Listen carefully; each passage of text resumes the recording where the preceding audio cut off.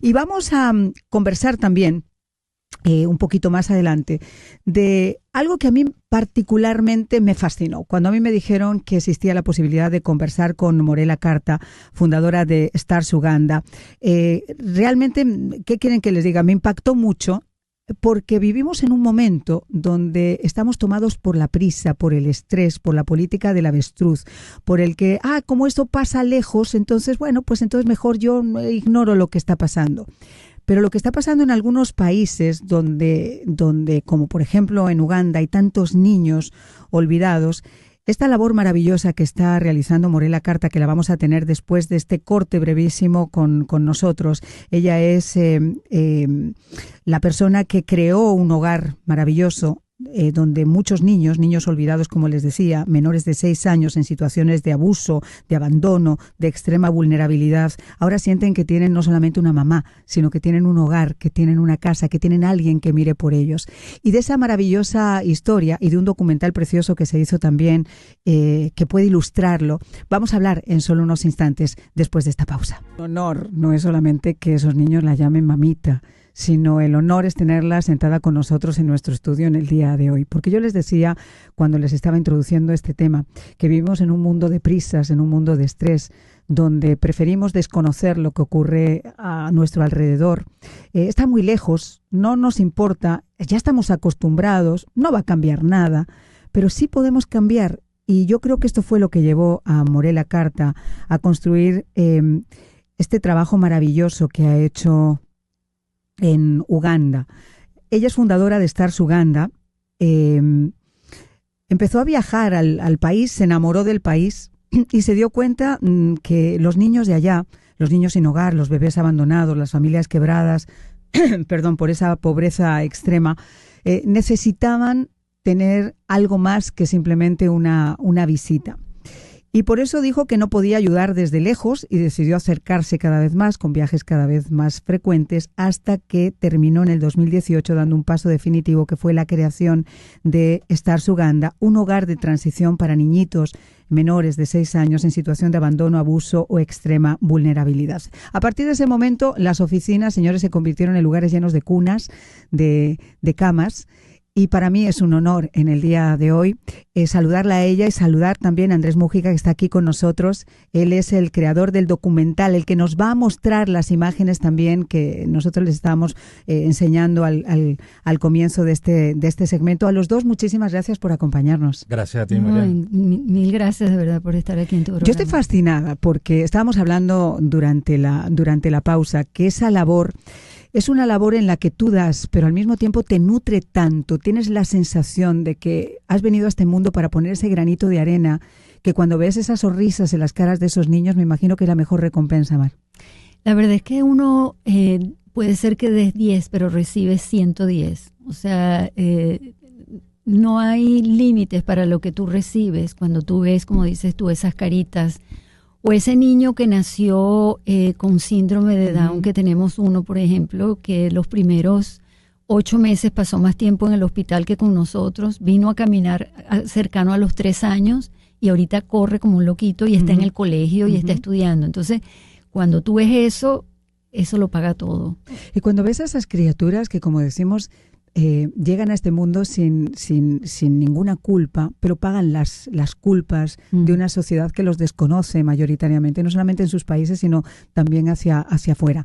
Yo estaba comentando que tú comenzaste a viajar, eras además, te dedicabas a los recursos humanos, comenzaste a viajar con una empresa que se llamaba Help, te enamoraste. ¿Cómo fue esa idea de crear este hogar? Sí, bueno, la verdad es que se fue dando. Yo me retiré de Corporate America en el 2015 y siempre quise hacer voluntariado. No sabía con quién, con qué tipo, si era con niños, con adultos, con enfermos, no sabía. Y fui de misionera primero a Perú, luego fui a Malawi, y de Malawi pues me invitaron a ir a Uganda y empecé a trabajar con mujeres y niños, y fue allí cuando vi la necesidad tan fuerte de niños abandonados, extremadamente desnutridos, una pobreza extrema. Y fui a ver lo que me habían dicho que era un orfanato, pero realmente eran 2 habitaciones contiguas sin luz, sin cocina, sin baño, o sea, deplorable, una situación deplorable. Y realmente sentí un deseo muy grande en mi corazón de hacer algo por estos niños. Y empecé de cero, o sea, realmente no tenía ni idea de cómo empezar. ¿Cómo se empieza de cero con todo ese deseo? ¿Cómo se puede financiar además una cosa como esta? Porque tú puedes tener una enorme voluntad de querer hacerlo, pero a veces las cosas te cuestan dinero. Sí, cuestan mucho, pero mira, yo digo que no sé, las cosas se van dando cuando tú dejas todo en manos de Dios, ¿no? Hay una parte que a ti te toca y otra parte que se la dejas completa a Dios. Yo hice el pedacitiquitico mío chiquito, que fue regresar y comentarle en un círculo de amistades que tenía esto en mi corazón. Y ahí mismo la primera persona, yo no tenía ni los niños, ni la licencia, ni la casa, no tenía nada. Lo que tenía era un concepto en mi cabeza. Y esa primera persona nos entregó una fuerte cantidad de dinero que nos ayudó a empezar de cero. Ajá. Que no solamente era la parte financiera, porque primero estamos casi a 40 permisos, horas. Sí, me imagino que como licencias. Casi a 36 horas door to door, en un ambiente, vamos a decir, legal totalmente diferente a lo que yo estaba acostumbrada. O sea, hay que empezar literalmente de cero, a empezar a ver cómo se hace, qué permisos se necesitan y todo. Y eso nos llevó un año hasta que nos dieron la licencia en enero del 2019 y ya a los pocos días llegó la primera niña, ¿no?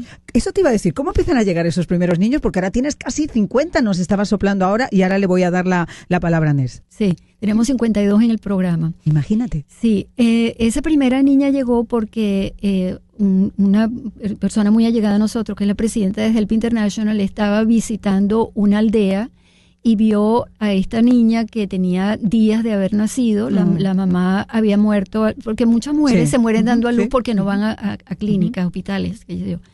El papá tenía una mototaxi y había puesto la mototaxi como un colateral para que le dieran dinero para poder enterrar a la esposa. Y le estaban dando agua con azúcar porque no podían pagar fórmula de bebé. Entonces era una situación desgarradora. En ese entonces el papá, que es un buen papá, pero bueno, no tenía suficiente dinero, en ese entonces tenía su nombre es Cáuthara, ¿no? Junto con Cáuthara tenía otros 5 hijos, o sea, tenía 6 hijos, ¿no? Sí. Entonces con $1 diario, imposible, o sea, no había forma. Entonces Cáuthara ha estado con nosotros 6 años desde el principio.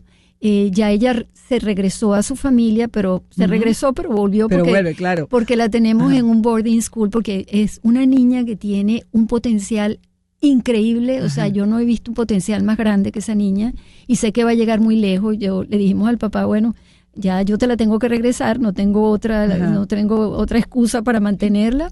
Está esta alternativa, si quieres. Y él tan bello, él me dice, ¿tú qué harías si fuera yo? Le digo, no, esa es tu decisión. Pues pero a veces uno tiene que sacrificarse por los hijos. Y yo creo que esta niña tiene un potencial muy grande y entonces las pusimos en un boarding school. Qué cosa más maravillosa. ¿Y cómo surge la idea de hacer ese documental? ¿Cómo se cruzan los caminos, Andrés? Bueno, se cruzan los caminos por una amiga que tenemos en común. De alguna manera queríamos hacerle llegar a la gente o que pudiesen ver lo que está sucediendo en Jinja, que es el pueblo donde está la fundación Stars Uganda. Entonces, bueno, nos juntamos todos, decidimos hacer un documental. Estuvimos trabajando 8 meses en preproducción y nos conocimos la mayoría en el aeropuerto, incluyendo mi productora, Cain Velázquez, que nos conocimos en el aeropuerto, ya estamos conectadísimos. Y bueno, fuimos allá, de verdad que apenas aterrizas, ya te toca, no hay manera. Estaba mirando este cartel del documental que me estaba contando además, que es un cuadro, ¿no? Que es parte del arte local de Jinja, sí. Esto es una señora que a un señor que se le compró la obra y bueno, en los mercados, en los bazares que hace Morela, se logró subastar y... ¡Qué belleza! Todo ese dinero va para la fundación. A ver, ¿cómo es el momento en el que uno se imagina lo que va a hacer en Uganda? Y se lo digo porque a mí, y lo estábamos comentando fuera de pausa, yo la primera vez que fui a África me enamoré de la Tierra Roja, me enamoré del sonido, me enamoré del olor. No sé, tuve que regresar. Hay algo que tira, y fíjate que no es la primera vez que lo escucho, hay algo que tira para que uno regrese a África. Tú regresaste, lograste hacer ese Stars Uganda, que es una maravilla, pero ¿cómo fue tu encuentro con ese África, Andrés? Bueno, definitivamente el poder energético de esa tierra es algo increíble, no hay manera que no te conectes. Como te digo, desde el primer día, incluso al primer día no habíamos conocido a los niños, estamos en un tema con animales primero para hacer los establishing de que estábamos en África. Y después cuando estos niños se te acercan y te abrazan con una sonrisa, que es una cosa impresionante. No hay manera que no te conectes. Claro que no. Mirela, ¿cómo haces para desconectarte? Y te digo esto porque cuando uno llega y te encuentras el amor que esos niños depositan en ti, mamita, llega un momento donde tú te enamoras también de esos niños, donde esos niños pasan a ser casi como tus hijos. ¿Cómo desconectas para poder volver para acá hasta que te vuelves a ir? Es muy, muy difícil. Yo te digo que los primeros años, este es nuestro 7º año. Los primeros años, yo inclusive cuando me iba, salía por la puerta de atrás, que ellos no me vieran que me estaba yendo. Poco a poco te vas acostumbrando, pero cada vez que salgo me duele el alma porque, porque... ¿Son tus hijos? Hay una conexión, sí, yo diría que mis nietos, pero sí, una conexión muy, muy grande. Esta niña que te menciono, Cáuthara, o sea, ella me ve y yo la veo y es un abrazo como me puede ser como uno de mis nietos, de verdad, o sea, es una cosa increíble. Y todo pues eso. Imagínate, les habéis criado, les habéis dado esa oportunidad, claro, los habéis tenido desde chiquitos. Sí. Hay un tema ahí de no tener absolutamente nada, o menos que nada, a conseguirse una mujer como Morela con tanta generosidad y con el tamaño del corazón de África, digo yo siempre. Estos niños la ven y es como, ¿sabes? Les cambia la vida. Sí, yo creo que es importante que no soy yo sola, o sea, que hay gente, no solamente tengo 14 empleados y todos hacen lo posible y lo imposible por hacer que estos niños sientan que están en un hogar, ¿no? Y también hay personas que me ayuden desde aquí, o sea, toda esta gente nueva. Te quería comentar, yo me imagino, estamos viendo unas imágenes preciosísimas, además parte de ese documental, pero yo me imagino que ahora también la tecnología ayuda desde el punto de vista de que por lo menos puede estar conectada con ellos. Sí. Me imagino que te conectas en algún momento para poder verlos, para que ellos te vean a ti. ¿Cómo son esos encuentros por las redes o tecnológicos? Sí, son fabulosos porque, bueno, primero que todos pelean por estar en la cámara, ¿no? Y entonces empiezan tú sabes, a saludar, y yo los enseñé algo desde el principio. Yo creo que esa fibra latina de que uno es tocón y besador y tal. Ellos allá no se besan, pero son muy cariñosos, ¿eh? Sí, son cariñosos, pero el beso en sí no es una cosa así. Yo los enseñé a todos, blow me a kiss, ¿no? Entonces, cuando estamos conectados, todos empiezan a blow me a kiss, ¿no? ¿Sí? Es muy, muy, muy bello, ¿no? Y yo no tengo nada que ver si se besan o no se besan. Yo los beso, los abrazo, los apurruños y tal. Y interesante que el personal de allá, cuando ven cómo somos nosotros, entonces nos imitan, ¿no? Y eso es muy bonito, pues. ¿Cuántos de esos niños pueden terminar saliendo de esa situación? Porque también yo me imagino que si les estás dando todo este cobijo, consuelo, apoyo, amor, hogar, hasta los 6 años, tengo entendido que es más o menos este colegio. La licencia es de 0 a 6 años. ¿Qué pasa después con esos niños? Bueno, hay algo muy importante que no te lo hemos comentado, y es que cuando nosotros rescatamos al niño, también rescatamos a alguien de la familia. Oh. Y en ese mismo momento empezamos a desarrollar un plan de reunificación, porque ese es nuestro objetivo, reunificación familiar. Por eso nosotros no somos un orfanato, nosotros somos un hogar de transición. Entonces, rescatamos al niño, le damos todo lo que el niño necesita para su crecimiento sano, y a esa persona que hemos identificado, que tal vez no sea ni el papá ni la mamá, pero puede ser una abuela, una tía, qué sé yo, empezamos a trabajar de ese plan que incluye, entre otras cosas, cursos vocacionales cortos, peluquería, costura, ¿sabe? Cursos. Sí, para que tengan de repente una preparación para poder salir después a la vida y mantenerse. Exacto. Además, les damos cursos de crianza de hijos, de nutrición, de higiene, de salud, o sea, el paquete completo. Y hemos dado también préstamos cortos, ¿no? Ajá. Que lo tengo un poco en stand-by porque da pena, pero todas las mujeres que han recibido préstamos los pagan. El préstamo son sin intereses 3 años, y la mitad de lo que le damos se lo perdonan. Tenemos 4 hombres nada más que le hemos dado préstamos, y se lo han volado. Y no lo hemos vuelto más nunca, ¿no? Te lo dije, se lo volaron. Lo siento, pero es una realidad. Es una realidad muy triste, pero es una realidad. Entonces, cuando esa familia está más o menos estable, entonces hacemos la reunificación. Vale decir que un cambio cultural tú no lo haces de la noche a la mañana. Entonces, cada vez que hacemos los cursos en la casa, invitamos a los niños que ya se han reunificado, a los familiares, como los que están con nosotros. Y tú sabes, hay que darles y repetirles, pero un cambio cultural requiere ¿cómo se llama? Terapistas, recursos que no los tenemos, pero hacemos lo que podemos. Algo les queda. Y si te llega algún niño que realmente no tiene familia, que me imagino que también, Sí. yo en África hay muchos niñitos que están en esos orfanatos, Sí. ¿tenéis pensado también Sí. darle cabida a alguno de esos niños aunque no tenga familia? Sí, mira, en este momento tenemos 4 que no tengo a quién devolvérselos, o sea, porque los encontramos en la calle solos, sin nadie, o los abandonaron y tal.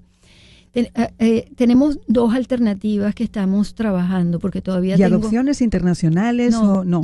No se permite, porque en el pasado abusaban Sí, de los niños, sí. etcétera, etcétera. Ujú. Entonces, para actuar...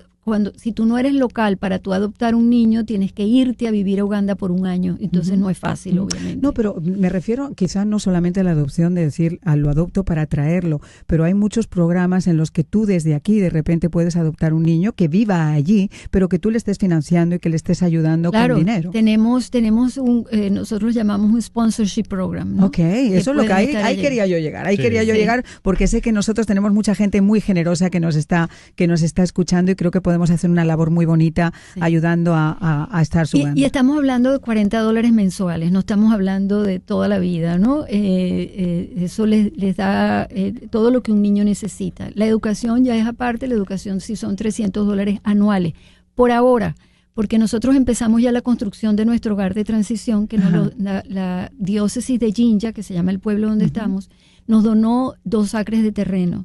Y empezamos la construcción cuando empezó el documental allá, empezó en agosto, ya tenemos todo el perímetro Cercado. listo, cercado, con paredes, pues, y ya están las fundaciones de todas las diferentes partes de la casa. Cuando la casa esté lista, ahí vamos a tener nuestra escuelita para los niños que están Qué bueno. allí. Porque en vez de pagar $300 por cada niño por año Ujú, de la educación, pues voy a tener 2 o 3 maestras ujú. que vengan y me cuesta Perfecto. nada comparado con lo que gastamos, ¿no? Perfecto. Esa casa nos va a permitir tener 100 niños al mismo tiempo. Acuérdate que es una Wow. rotación, ¿no? Ujú. O sea, unos se reunifican, Ajá, otros nuevos ujú. vienen, pero en un momento determinado 100 niños. ¿Y cuántas de esas familias que ahora están, por ejemplo, en ese programa, deciden colaborar también con lo que estás haciendo porque se dan cuenta de la labor tan maravillosa que hacéis? Tú sabes lo que es hermosísimo cuando hacemos estos cursos para los familiares, de repente se presentan con un racimo de algo parecido Sí. a la banana, pero Sí. tiene otro nombre, matoque, o con un pollo, o sea, son muy agradecidos. Ajá. Y se dan cuenta de que lo que hacemos pues no es fácil, pues. Ujú. Pero claro, acuérdate que es una cultura que cuesta el cambio, ¿no? O sea, cuesta, y la verdad es que vienen de una pobreza extrema, ¿no? Y a nivel político, ¿cuál ha sido la ayuda o las trabas que ha recibido? Porque convengamos que Uganda no es un país fácil. No sé, en tu caso, cómo se ha podido acoger esto, pero sé que ha habido misioneros e iglesias que en el pasado han tenido dificultades para poder hacer algo con el gobierno de Uganda. Sí, nosotros no hacemos nada con el gobierno, es decir, el gobierno nos regula. Sí. Pero no hemos hecho nada de que el gobierno nos dé dinero o Okay.